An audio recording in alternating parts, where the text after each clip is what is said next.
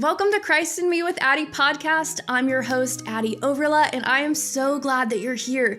Whether you're new to Jesus or you've been walking with Jesus for a while, or you're not sure about this whole faith in Jesus and life thing, I'm so glad that you're here. Because here on this podcast, we have real conversations about really big questions about faith and life from the lens and perspective of the Bible. And if you're not sure what you believe, you don't have to believe to be a part of what we're doing here on Christ in Me with Addie podcast. This is a safe space to join in these conversations, figure out where God might be leading you, and figure out what kind of relationship you have with Him. I can't wait to get into it with you guys, but be sure to follow me over on Instagram at Addie Overla and join the Christ in Me with Addie broadcast channel to stay up to date on all things with the podcast. Now let's get into today's topic.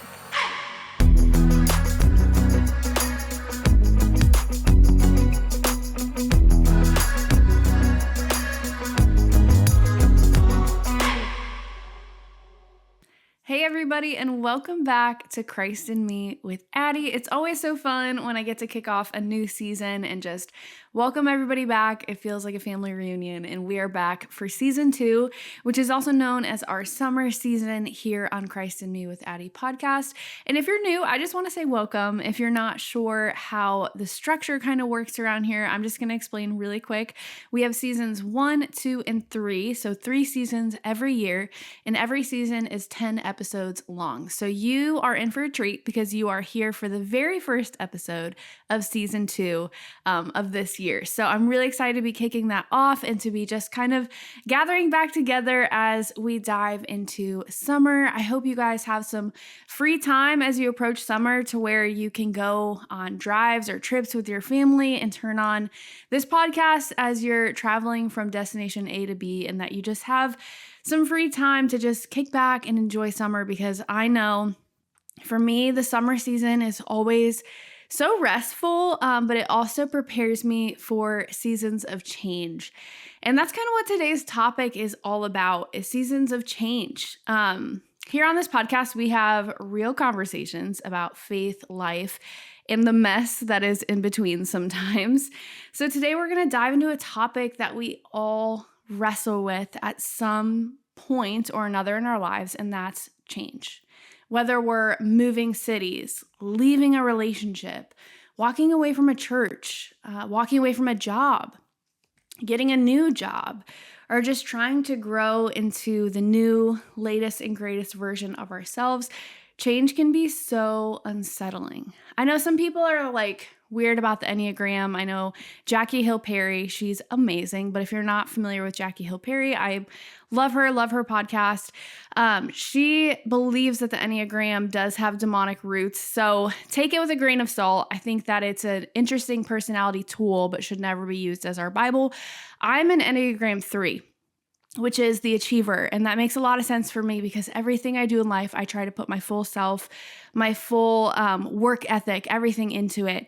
And so for me, when seasons of change roll around, it feels like sometimes the rug is being pulled out from underneath me. And maybe you can relate to that sometimes in your greatest striving and pursuing and chasing and all your hard work, things still change in a way that maybe you didn't plan, maybe you couldn't foresee, and maybe it feels really unsettling to you as well. So sometimes we try to fight it, sometimes we just avoid it altogether, or sometimes we even try to go backwards. But what does the Bible say about dealing with change? That's what we're going to talk about today. And how can we walk through it without losing our faith, without losing our hope, without losing our identity, without losing our confidence? So let's start today with an old story that still speaks volumes today, and that's the story of Lot's wife. You may or may not be familiar with Lot's wife, but I feel like she's kind of used as this anecdotal character of warning, like, don't be Lot's wife. But today I'm going to share how we're probably a lot more like Lot's wife than we care to admit, and how we can learn a lot from her. But honestly, she was only human, and all of us have the tendency to act as Lot's wife did. So let's dive into this story. And to get context, we are in Genesis chapter 19. So, long story short, I'm going to try to encompass this as quickly as I can. God is rescuing Lot and his family from the destruction of Sodom and Gomorrah. And if you're not familiar, Sodom and Gomorrah was known for extreme wickedness. So when you think of the most evil of evil actions on our earth today, murder, sexual assault, things like that, that was going on in this city. So it was known for just being an incredibly evil, wicked place that saddened God's heart because the people had strayed so far from God and wanted nothing to do with him. So God was planning to wipe out Sodom and Gomorrah. And I know some people have an issue with that. They say, well, how could God just take out a whole city? But we have to understand the context of Sodom and Gomorrah. The evilness was spreading. The people didn't want to be redeemed there. They were given a chance and they still denied God. So God in his justice, God in his wrath, God in his protection for people took out Sodom and Gomorrah to essentially protect the rest of humanity. But God spared those who were righteous and faithful. So God actually sends two angels to warn Lot and his family, and they say, get out, don't look back, don't stop anywhere in the plain. Genesis 19:17 says, flee for your lives, don't look back, and don't stop anywhere in the plain. Flee to the mountains or you will be swept away. So Lot and his wife and his daughters, they run. They know that God is real. They know his power. They know his capability. So they quite literally run for the hills. But there's one person in his group that can't resist the urge to turn around.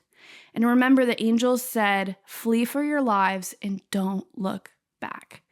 And we read in Genesis 19:26, it says, but Lot's wife, she looked back and she became a pillar of salt. A lot of people see this story as a punishment. Like, oh, you didn't listen to God, and so you got what was coming to you. But that's not quite it. It's actually a picture of what happens when we can't let go of our past. We become statues forever looking backwards at what God was trying to pull us from, instead of people full of life and momentum and movement who are spiraling forward in life. Lot's wife wasn't just looking back. She was longing for what God was trying to bring her out of. Change came, and instead of trusting God, she froze in her past. Quite literally frozen there for the rest of time. So, why is change so hard for us? Why are we a lot more like Lot's wife time and time again than we care to admit? Let's be real and just naming change for what it is. It's scary. It's the unknown. Change is so scary because a lot of times it comes when we least expected it. It comes when we feel least prepared for it. It comes when sometimes we don't even want it. Change comes and it's scary. Even if what's behind us is unhealthy or painful, it's still familiar. And for so many of us, the unknown feels more threatening than the broken places we've learned to survive in. For many of us, the unknown with change feels threatening than the broken places that we've learned to survive in.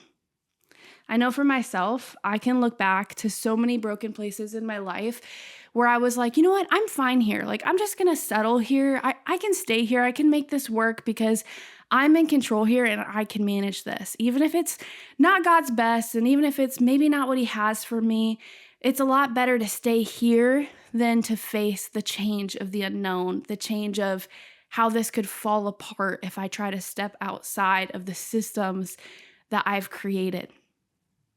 So Lot's wife may have left Sodom physically, but maybe you're like me in what I just referenced about learning to survive in the broken places you're in. Lot's wife had physically left Sodom, but her heart was still there. She didn't just miss her home, she missed her identity, her routine, her sense of normalcy, and that's something we all struggle with in seasons of change. Again, I think that we picture Lot's wife the instant she turns into this pillar of salt, and we're like, oh, that's a punishment. You should have listened to God. But let's look at her more human for a moment. She was told to flee her home. She was told to flee the place that maybe she didn't want to give up on. Maybe she wasn't ready to give up on.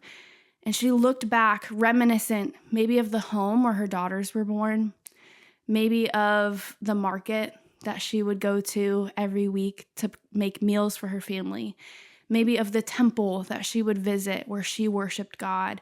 She looked back, I'm sure, in painful remembrance of, sure, Sodom was an evil place full of evil people, but I'm sure that her and her family still experienced moments of joy and happiness and peace that she was reminiscing on when she looked back.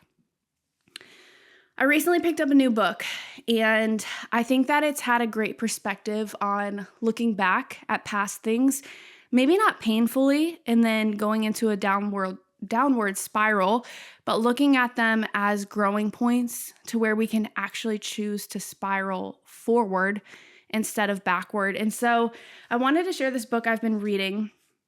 It's called Blessed Are the Spiraling by Levi Lusko. And this is not like sponsored in any way, shape, or form. It's just helped me a lot because personally, I am in a huge season of change right now. And maybe you can relate.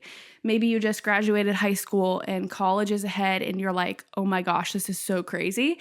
Maybe you just graduated high school and you're out trying to find a job in the working world and you're like, I hope that I'm qualified and prepared for this. Or maybe you're like me.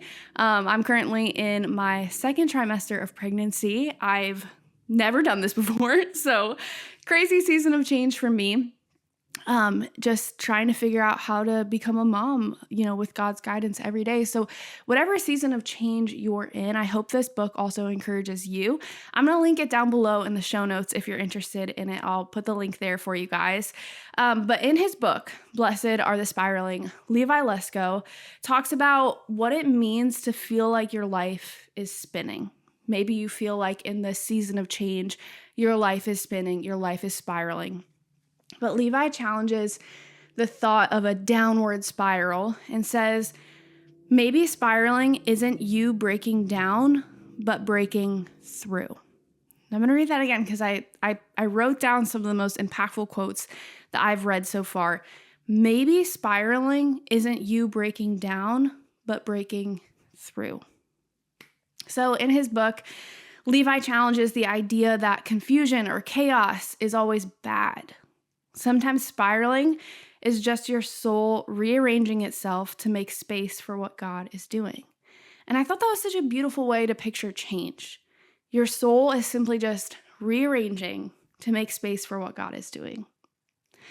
You see, Lot's wife, she couldn't make that space. She clung to what God was trying to free her from, and in doing so, she missed the chance to spiral forward into something new. She became a statue, staring back at her past, and never got the chance to spiral forward into something new. Change often feels like loss. Sometimes we can't always allow ourselves the grace of thinking it gets better or the best is yet to come. I was listening to a worship set the other day and they just kept saying, the best is yet to come, the best is yet to come, over and over again, singing it.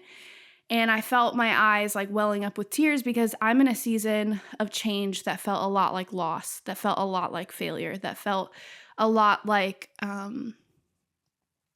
I can't really describe it other than loss and failure.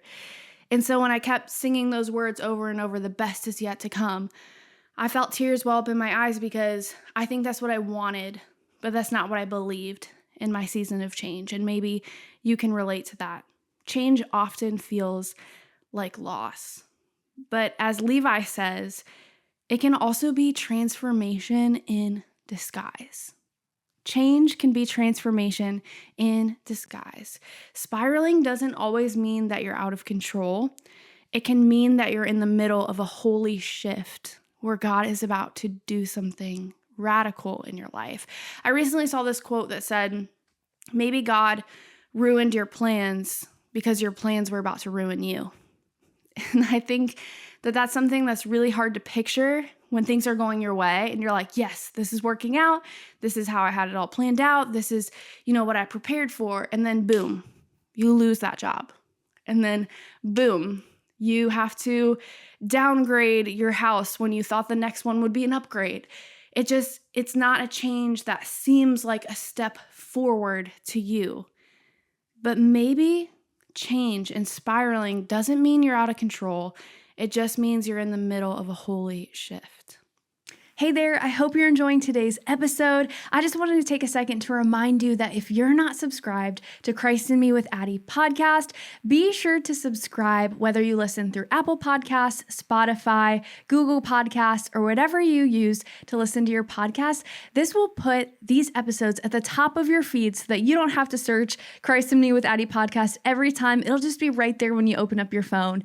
And if you're not following at Addie over on Instagram, I post a lot of faith-based encouragement over here. And guys, I would be lying if I said I didn't need encouragement sometimes too. And sometimes a message from you guys just makes my day. It really does every time. So be sure to message me over there because I don't want this to just be one-sided. I would love to get to know you. I would love to hear how you're liking the show. And it encourages me so much when I see you guys following and listening along.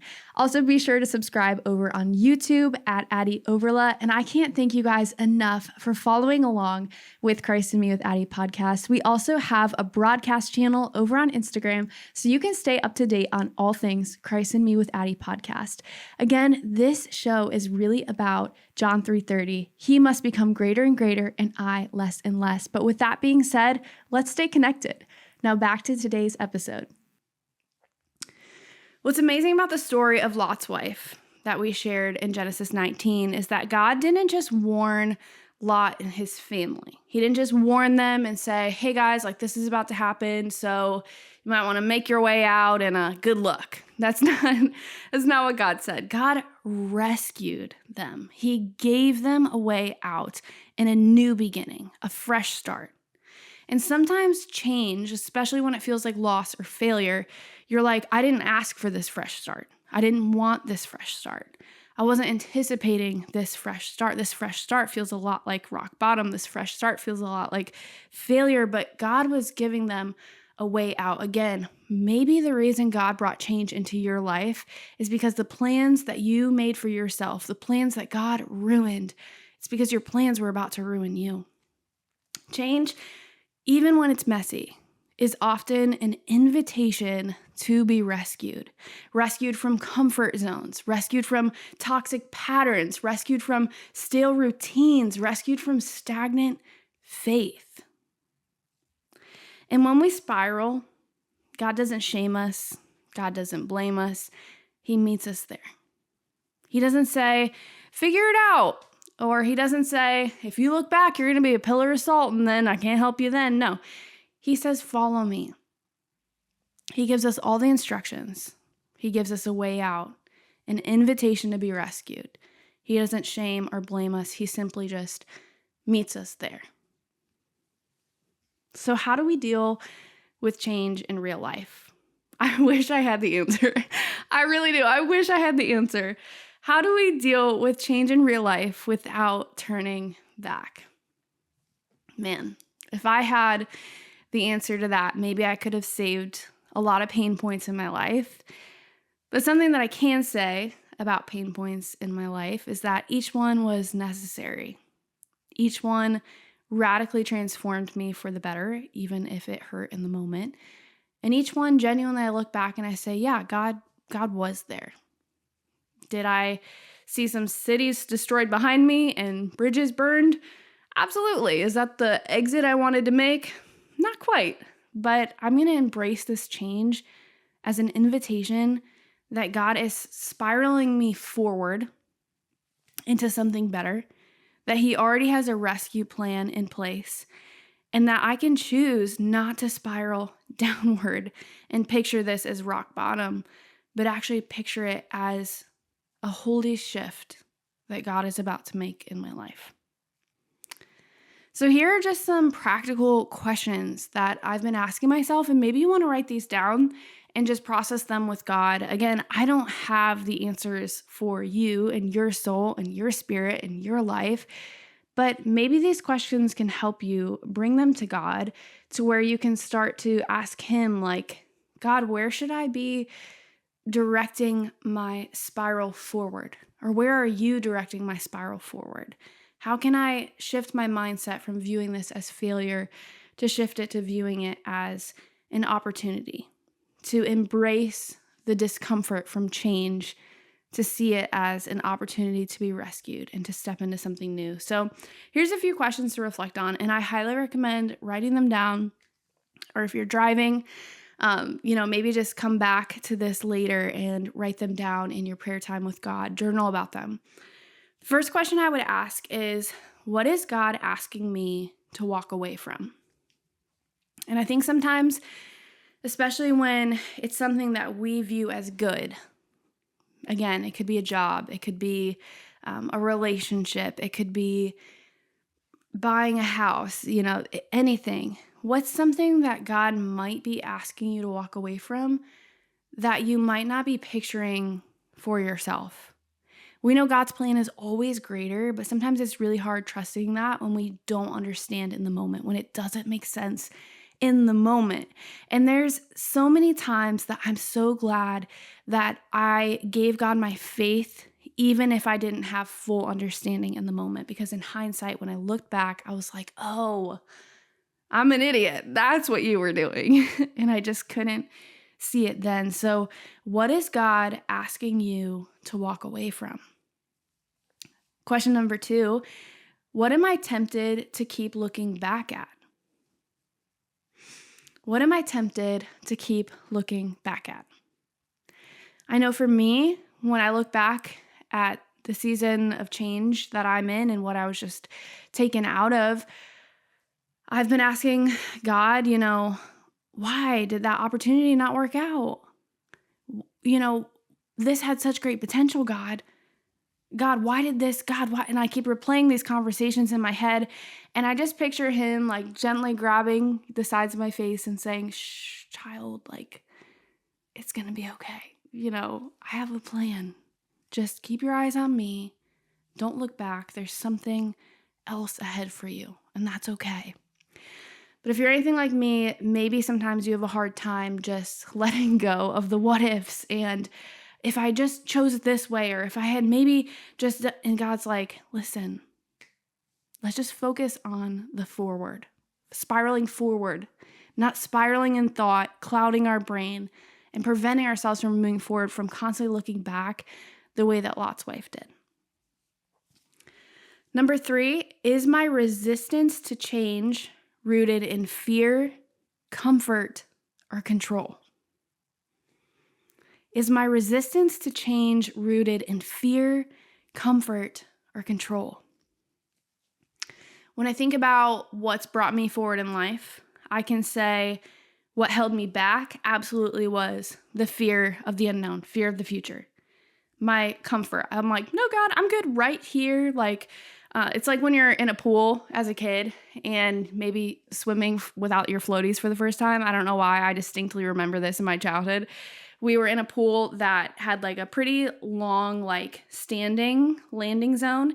And then it just took a steep decline to 6 feet. And when you're only 3 or 4 feet as a child, that's pretty intimidating.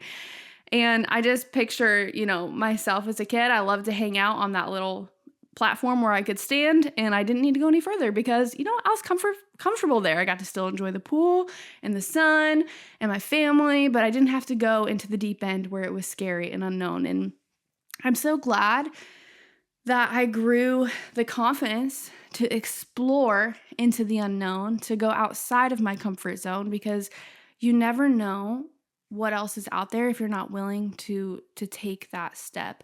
I heard another quote the other day too. This isn't I wouldn't hold this as Bible, but it said, what you aren't changing, you're choosing.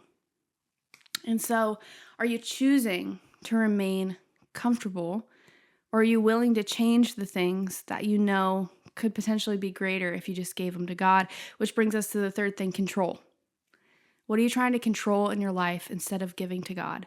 I think so many times we're like, God, just show me the way. God, just let me know what I need to do, where I need to go. And the thing is, we're comfortable and happy saying that when it's an upgrade. But when it feels like a downgrade, we're like, God, what are you doing? God, why have you forsaken me? And sometimes with control, it's like, okay, God, you can help out with this part of my life, like blessing my finances, but don't ask me to give more. That's a little too much control. Or God, you can help me here by softening my spouse's heart. Maybe you're dealing with some marital struggles or relationship problems. And you're like, God, soften my spouse's heart. But as soon as he challenges your heart to reflect on your behavior in marriage, you're like, oh, I can handle myself. Thanks, God. And we choose where we want to allow God to control. So is your resistance to change rooted in any of those three? Fear, comfort, or control? And number 4, am I making space emotionally and spiritually for something new? When you think about Lot's wife, she looked back and she turned into a pillar of salt. What does salt do? Salt preserves. And I think it's so metaphoric that she looked back at her past, reminiscent on her past, unable to let go of her past. And she turned into salt, a pillar of salt, which literally preserves her stuck in her past forever. God was trying to paint such a clear picture here that when he wants to remove something from your life, he doesn't want you to stay stuck there. He doesn't want to preserve you there. He wants to slingshot you and spiral you forward into something new. So with that, I just want to say, if you feel like change is just so overwhelming right now, if you feel like your life is just spiraling out of control, I just want to remind you that spiraling isn't a sign that you're failing. It's often the sign that you're mid-transformation. You just haven't landed yet. You've been launched, but you haven't landed yet. Spiraling is often the sign that you're mid-transformation. So let yourself grieve. It's okay to grieve change. It's okay to grieve when it feels like loss, especially in seasons of change. But don't settle. Don't let yourself stay preserved there like salt. Look ahead. Make room. Trust that God isn't just removing things. He's preparing something greater. And I think so often we can say, well, God, how could it have gotten better than that? That was my dream job. God, how could it have gotten better than that? Like, why didn't I get that house, God? That was my dream house. God, how could it have been better than that? That was the person I wanted to marry and they just slipped through my hands, God. I don't understand. But sometimes God isn't just removing something. He's preparing you for something greater, something beyond what you're able to see in your own thought, in your own control, in your own space, in your own mindset. So allow him room. Allow him room to change and challenge what you think is best.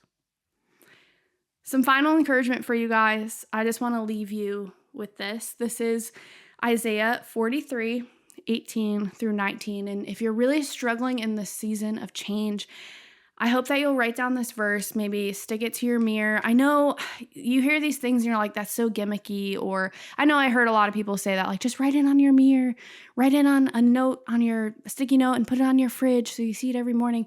And I didn't do it for the longest time. So I was just like, that's not gonna. But I promise you, if you do that and you put it in your face, there is encouragement. There's power in God's words. There is Holy Spirit power behind God's words. Just do it. Even if it feels gimmicky, even if it feels silly, even if you have to make, a dumb little screensaver and set it as the wallpaper on your phone, like, it truly does do something. So write this verse down and just try it for a week. And you can message me and tell me if you don't feel encouraged, but I promise you, you probably will. This is Isaiah 43, 18 through 19. It says, "Forget the former things and do not dwell on the past. See, I am doing a new thing. Now it springs up. Do you not perceive it? Forget the former things. Do not dwell on the past. See, I am doing a new thing.